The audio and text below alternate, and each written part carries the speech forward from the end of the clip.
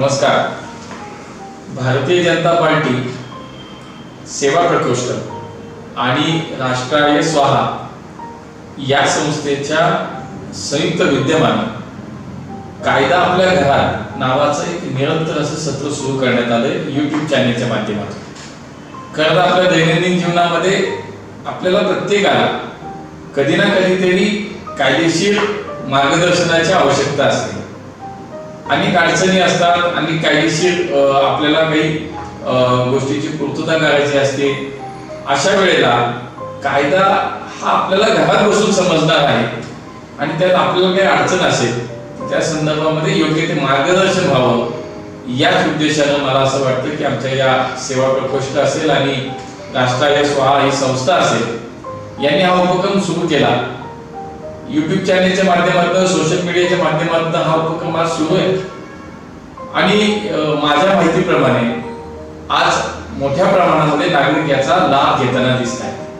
त्यामुळे मी या माध्यमातून आपल्याला सगळ्यांनी आवाहन करेन की नागरिकांनी या सुविधेचा जास्तीत जास्त प्रमाणामध्ये त्याचा फायदा करून घ्यावा.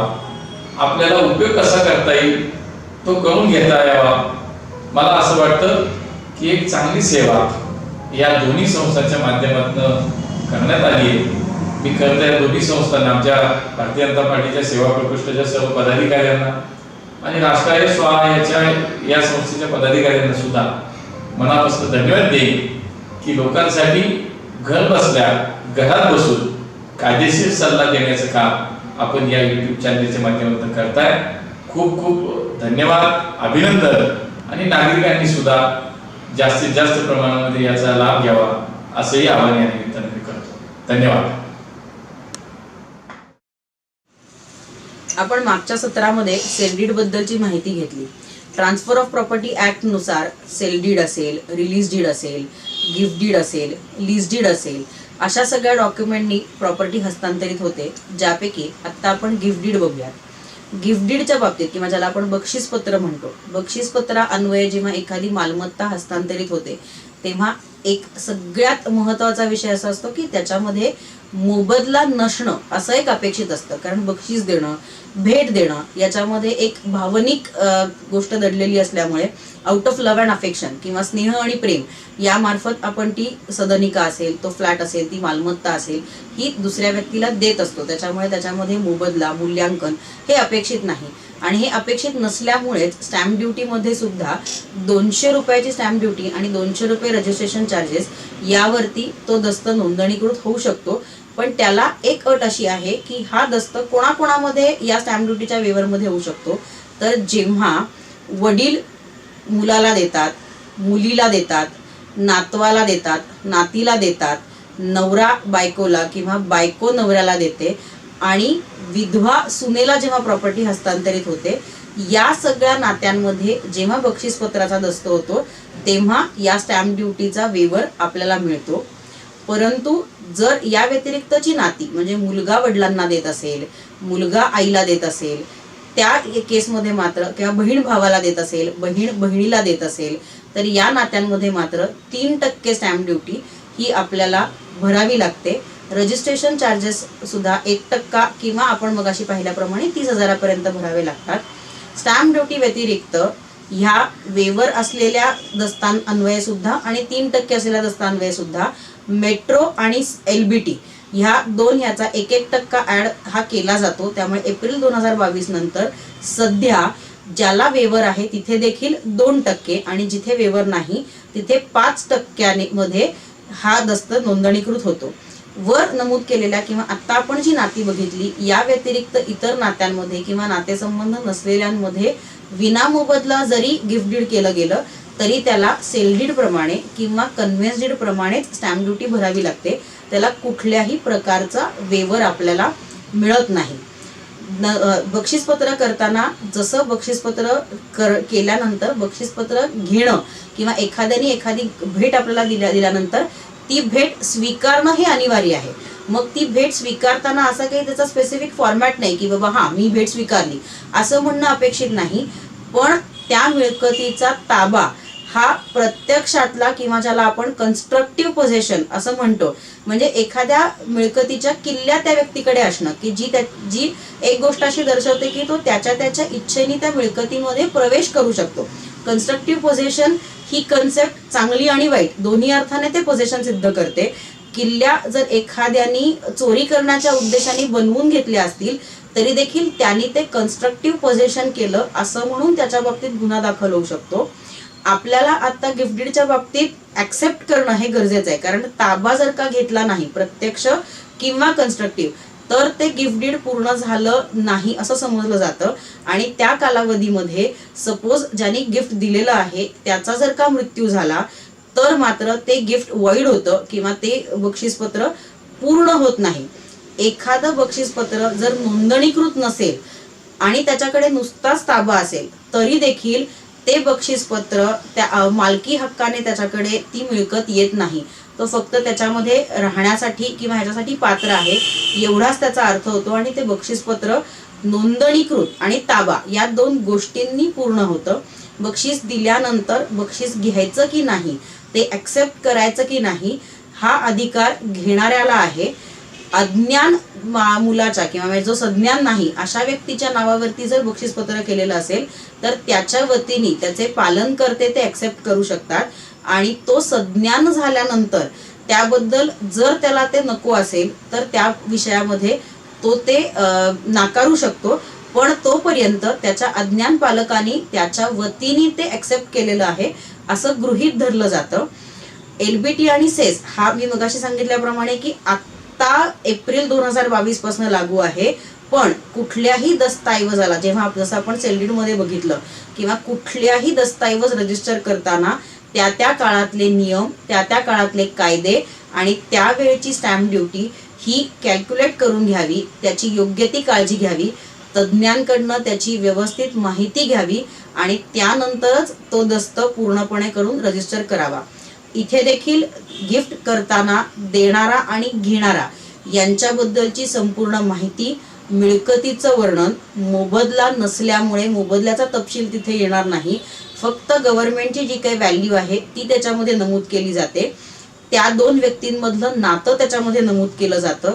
तसेच ती मिळकत त्या व्यक्तीला देण्याचं काय कारण आहे किंवा कुठल्या नात्याने कुठल्या कारणाने ती मिळकत त्या व्यक्तीला बक्षीस दिली जात आहे याबद्दलचे देखील तपशील त्याच्यामध्ये नमूद केलेले असतात. काही ठिकाणी मोबदला देऊन देखील भेट किंवा बक्षीसपत्र केलं जातं.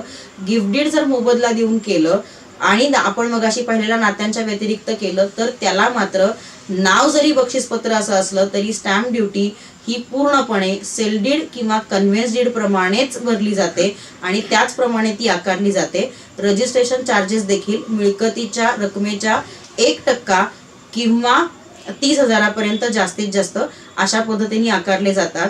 हे देखील आपण आता पुण्यात आणि पिंपरी चिंचवडबद्दल बोलायचं झालं तर हवेलीची जी 28 ऑफिसेस आहेत त्यापैकी कुठल्याही ऑफिसमध्ये आपण ते रजिस्टर करू शकतो. प्रत्येक पानावरती सह्या, शेवटी सह्या फोटो अंगठे आणि 2 साक्षीदारांचे सह्या फोटो अंगठे आणि या सर्वांच्या उपस्थितीमध्येच हे डॉक्युमेंट नोंदणीकृत केलं जातं आणि प्रत्यक्ष ताबा घेतल्यानंतरच या डॉक्युमेंटची पूर्तता झाली किंवा या बक्षीसपत्राचं संपूर्ण काम पूर्ण झालं असं आपण म्हणू शकतो. सेल डीड किंवा गिफ्ट डीड हे दोन्ही दस्तऐवज तयार केल्यानंतर रजिस्ट्रेशन ऑफिसमध्ये नोंदणी करायला जाण्याची प्रक्रिया साधारणतः पुढील प्रमाणे असते. त्या दस्तावरती मगाशी मी सांगितल्याप्रमाणे सह्या फोटो अंगठे झाल्यानंतर ते रजिस्ट्रेशन ऑफिसमध्ये आपण तो दस्त घेऊन जातो. तो दस्ताचा नंबर पडतो. तो जो दस्त आहे ते डॉक्युमेंट संपूर्णपणे चेक केलं जातं. त्याच्यामधल्या सगळ्या प्रोव्हिजन्स असतील, सगळ्या कायदेशीर प्रक्रिया पूर्ण केलेल्या आहेत ना, आणि त्याला सोबत जी डॉक्युमेंट्स जोडावी लागतात.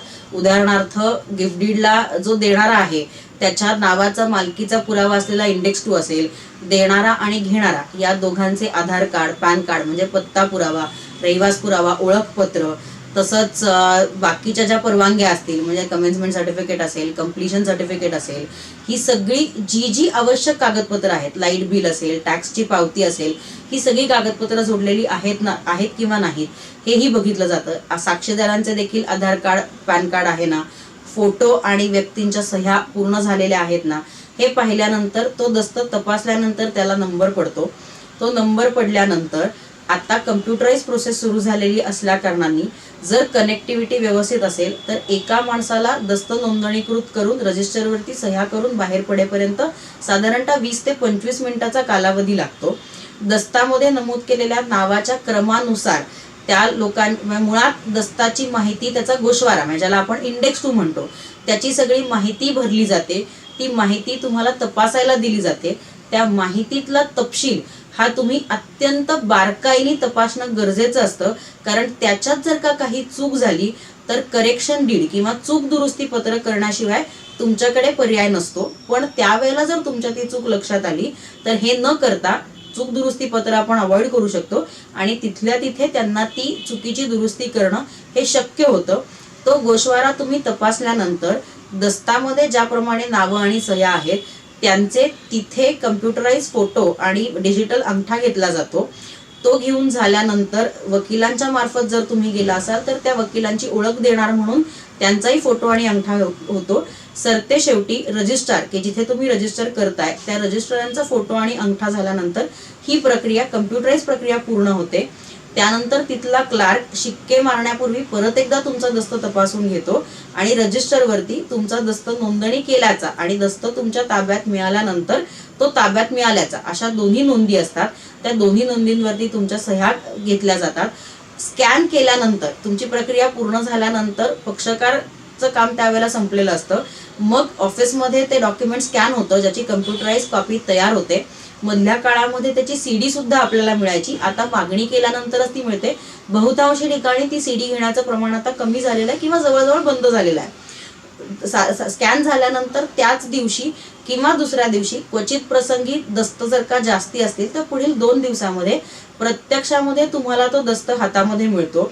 ओरिजिनल दस्त तुम्हाला हातात मिळाल्यानंतर ओरिजिनल हा एकच असल्यामुळे तुम्हाला परत भविष्यात जर काही ठिकाणी तो लागणार असेल तर त्याची सर्टिफाईड कॉपी जी जवळजवळ ओरिजिनल इतकीच महत्वाची किंवा इक्विव्हॅलंट टू द ओरिजिनल असं आपण ज्याला म्हणतो तशी सर्टिफाईड कॉपी आपल्याला मिळते. ती सर्टिफाईड कॉपी घेण्यासाठी आपल्याला अर्ज करावा लागतो. तो अर्ज केल्यानंतर आपल्या तिथे स्कॅन केलेल्या कॉपीची प्रत काढून त्या रजिस्ट्रेशन ऑफिसमधले सही शिक्के मारून ती कॉपी आपल्याला विथ इंडेक्स देता येते. या निमित्ताने एक नक्की सांगायला आवडेल की 2002 नंतर कम्प्युटराइज इंडेक्स आहेत. ते इंडेक्स आपल्याला सहजासहजी मिळू शकतात. पण जुने इंडेक्स आता काही जुन्या इंडेक्स मिळण्याचं प्रमाण हे कमी किंवा बंद झालेलं आहे. तर आपले जुने दस्तऐवज किंवा नवीन आता नोंदणी केलेले दस्तऐवज हे आपण सांभाळून ठेवणं, त्याच्या काही झेरॉक्स काढून ठेवणं आणि ते कायमस्वरूपी अद्ययावत आपल्याकडे वेळेवरती सापडतील अशा सुरक्षित ठिकाणी ठेवणं हे अत्यंत गरजेचं असतं. आता आपली खरेदीची मालमत्ता किंवा बक्षीसपत्राची किंवा इतर अन्य प्रकाराने मिळकत आपल्याकडे आली, सो ती मिळकत त्या मिळकत पत्रिकेवरती जसं आपण टॅक्सला नाव लावतो तसंच प्रॉपर्टी कार्ड किंवा मिळकत पत्रिकेवरती नाव लावण्यासाठी काय करायचं आणि ते करणं का आवश्यक आहे याची माहिती आपण पुढच्या सत्रात घेऊया.